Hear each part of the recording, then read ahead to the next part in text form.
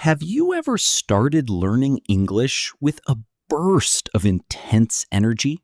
You buy 3 textbooks, download 5 apps, and swear you are going to study for 2 hours every single day. Fast forward 2 weeks, and those books are gathering dust. Sound familiar? Here is the hard truth. Motivation is a feeling, and feelings are temporary.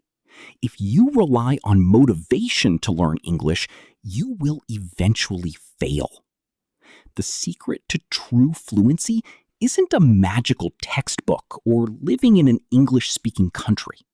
The secret is building a system of unbreakable habits. Welcome to the English Habit Blueprint. Over this video, we are going to build a step-by-step blueprint to rewire your brain. We will break down exactly how to turn English from a chore you avoid into an automatic part of your daily life.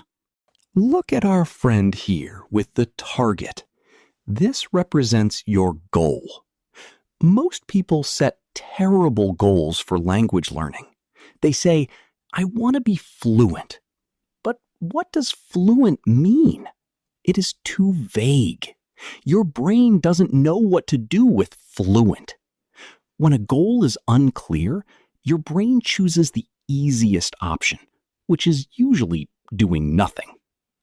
Instead, we need absolute clarity. You need to set a micro goal. Instead of fluency, your target should be, I want to order a coffee in English without hesitating. Or I want to understand one 3-minute YouTube video about my favorite hobby.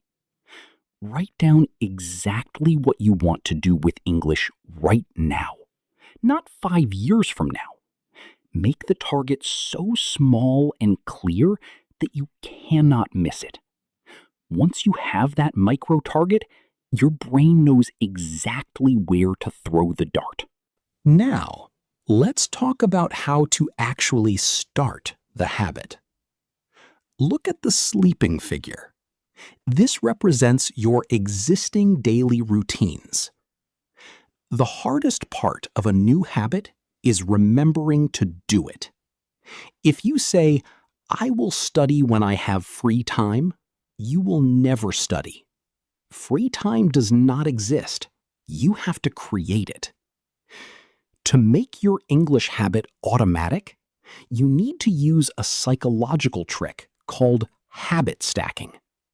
This means you take a habit you already do every single day without fail, and you tie your new English habit directly to it. Think about your daily anchors: waking up, drinking coffee, commuting to work, or getting into bed. Here is your formula. After current habit, I will do new English habit. For example, after I pour my morning cup of coffee, I will review 3 English vocabulary flashcards. Or right before I turn off my lamp for bed, I will read 1 paragraph of an English article. By anchoring the new behavior to an old one, you use your brain's existing neural pathways. The coffee becomes the trigger for the English. Now that we have a trigger, what do we actually do? This brings us to the reading figure and the magnifying glass. These represent your input, the information entering your brain. There is a concept in language learning called comprehensible input. It means you learn best when you are exposed to language that is just one tiny step above your current level. If you are a beginner, reading Shakespeare will only make you cry. Start ridiculously small. Read graded readers, children's books, or simple news articles. But reading alone isn't enough. That is where the magnifying glass comes in. This is active curiosity. When you encounter a word you don't know, don't ignore it, but don't look up every single word either. That ruins the fun. Use the rule of 3.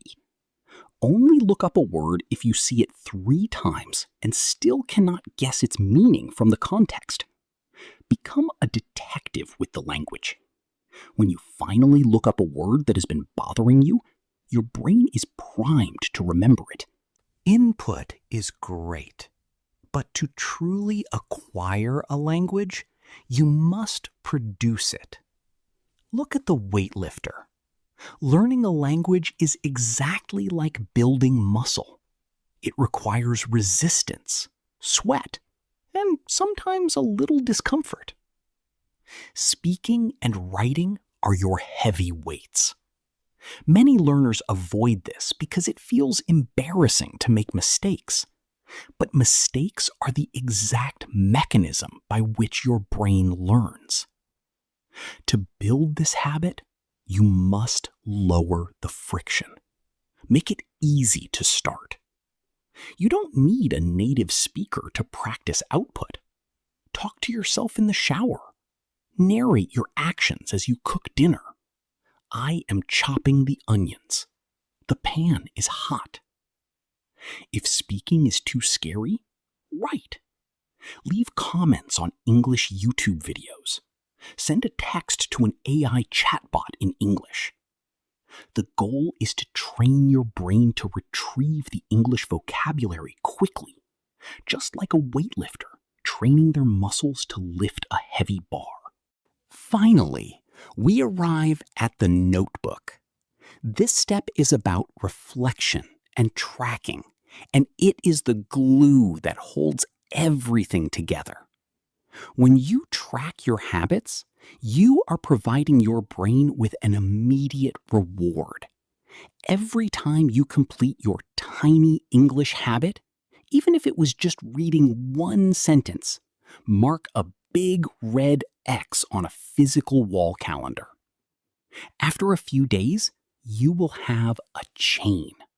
Psychologically, humans hate breaking a chain.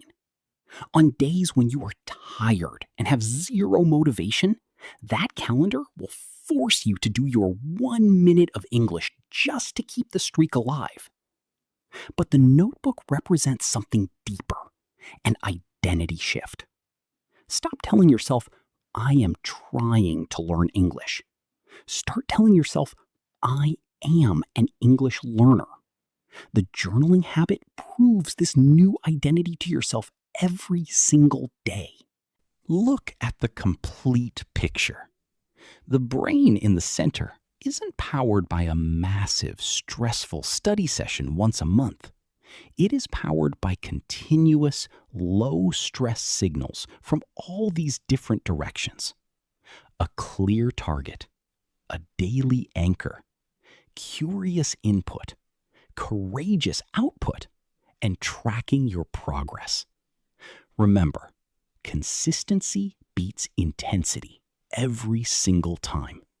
It is infinitely better to study for 5 minutes a day, 7 days a week, than to study for 2 hours on Sunday and do nothing the rest of the week. Start today. Pick your anchor. Set a tiny goal. Pick up the book, lift the weights, and rewire your brain. You've got this.